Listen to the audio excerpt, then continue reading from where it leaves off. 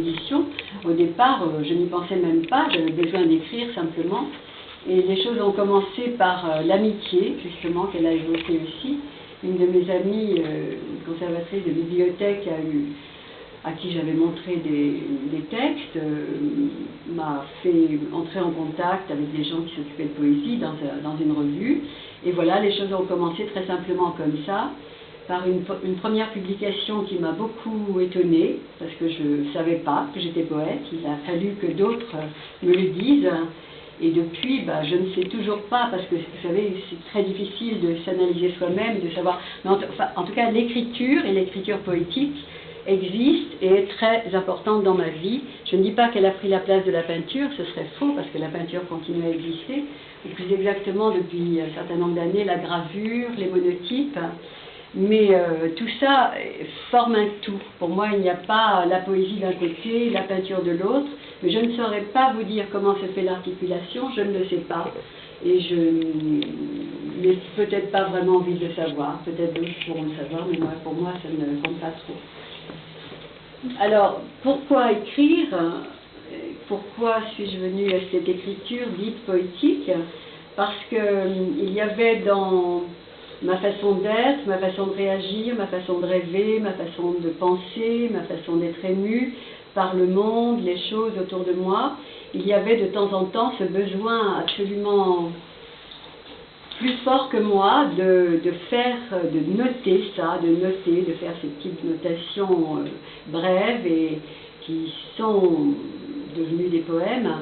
Mais pourquoi aussi? Parce que j'ai toujours lu de la poésie avec un grand intérêt, et que cette façon d'écrire, plus que le roman, m'a toujours passionnée, intéressée, et donc je suis dans cette écriture-là, cette écriture fragmentaire, qui, à l'opposé, peut-être c'est une question, je crois, qui vous intéressait, de voir comment, entre le roman et la poésie, les choses peuvent se lier. Pour moi, mais peut-être, je pense, c'est ce que je dis en général quand je rencontre des enfants, je pense que c'est parce que je suis une grosse paresseuse, que le poème demande un influx rapide, violent, et alors que le roman demande un travail beaucoup plus important, avec une mise en place, avec beaucoup plus compliqué, de mettre en place des personnages, etc. Enfin, c'est un travail de plus longue haleine, et je suis beaucoup plus dans cette fragmentation. Par rapport au temps, je pense que les choses se disent aussi un peu de la même façon, mais bon, il n'y a pas de lien, de continuité dans la poésie comme il y aurait dans le roman. Alors, vous dire aussi que si j'ai commencé à écrire, c'était d'abord par un besoin absolument évident et naturel, que j'ai écrit. Alors, il y a dans ce que j'écris quelque chose qu'on pourrait dire une écriture pour les grands, c'est-à-dire pour les gens qui sont cultivés normalement, qui lisent de la poésie, etc., qui peuvent entrer dans ce que j'écris. Et puis, il y a une autre partie qui me ressemble, qui est moi tout à fait aussi, ces petites notations très simples qui sont liées à l'émotion venant de la nature. Et ces poèmes-là, en général, ça a commencé comme ça, avec notre éditeur, enfin mon éditeur du Bleu, Louis Dubourg, qui a commencé une collection dite pour les enfants, pour la jeunesse. Et j'aime bien cette répartition, c'est-à-dire quand quelque chose vient, je sais assez vite si ça pourra être un poème que les enfants pourront lire, ou si ce sera plutôt quelque chose de plus complexe, plus cultivé, qui demandera quand même un peu plus d'effort, si vous voulez. Donc, voilà, par exemple, c'est très simple, entre ce livre-là, par lequel je commencerai à lire, et puis ce livre-là, qui s'appelle Du sel sur la langue, que vous avez cité, eh bien, l'écriture s'est faite en même temps.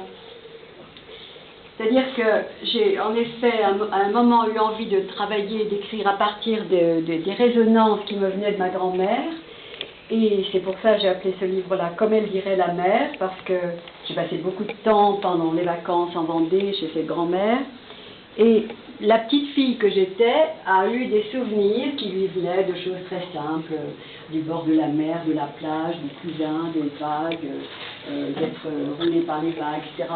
Et ça a donné 2 livres.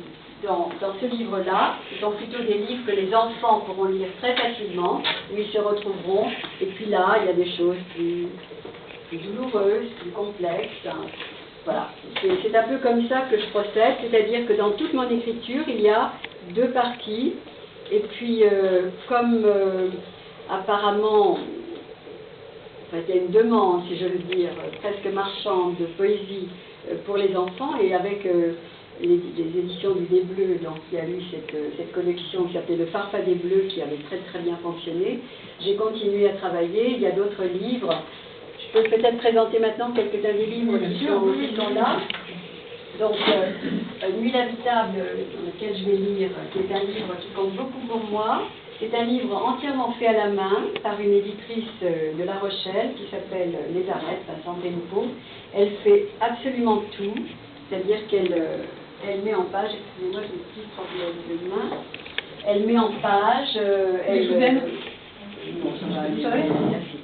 elle met en page, elle taille, elle coupe, elle fait tout.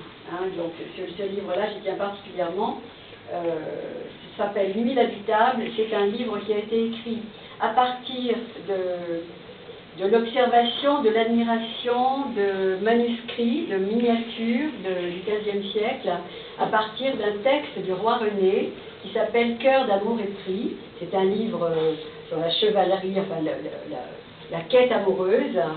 Et Barthélemy Deck a été cet illustrateur, et j'ai pris comme prétexte de ce livre, qui est un livre sur l'amour, donc les différentes miniatures qui me servent de tête de chapitre. Je vous en dirai quelques-uns, vous comprendrez un petit peu mieux. Voilà, ce livre-là, Nuit habitable, chez Tarabuste, feuillet de verre avec retouche, qui est justement cette idée de relation que j'ai entre la mer et la forêt, puisque longtemps j'ai vécu loin de la mer. Donc ce livre, je vous en dirai quelques textes aussi. Et puis, vivant loin de la mer, dans la forêt, parce que j'ai une relation très particulière à la forêt, à mon compagnon forestier, etc. Et j'ai vécu longtemps en Guyane aussi, donc dans une forêt particulièrement importante et dense. Et quand je me suis retrouvée vivant au bord de la mer, en Vendée, je me suis rendu compte à quel point la forêt avait été nourricière pour moi, et j'ai écrit cet ensemble de textes qui, eux, sont plus consacrés aux arbres. Voilà, donc comme je dirais la mer, je l'ai déjà présenté. Le livre que j'ai écrit avec Danielle Fournier, donc une Québécoise, qui est elle-même poète et que je connais depuis un certain nombre d'années, et qui m'avait demandé au cours d'un séjour que je faisais au Québec, si nous pourrions écrire ensemble. Et écrire ensemble, ça m'a paru un petit peu difficile, même si on a beaucoup de connivence au niveau de la perception de ce que peut être la poésie, la vie, etc. C'était difficile. Donc, en fait, elle a écrit sa partition, j'ai écrit la mienne, de chaque côté de l'océan. Et pour moi, c'était surtout parler de mon expérience du Québec, comment j'ai vécu là-bas, ce que j'ai compris, ce que j'ai pas compris, ce que j'allais y chercher, ce que j'ai trouvé. Donc, un livre qui compte beaucoup pour moi aussi, que vous allez me dire qu'il compte tous beaucoup de toute façon, donc c'est difficile d'en dire autrement. Pas encore et déjà, un petit livre donc qui parle aussi de l'amour et des relations entre les êtres.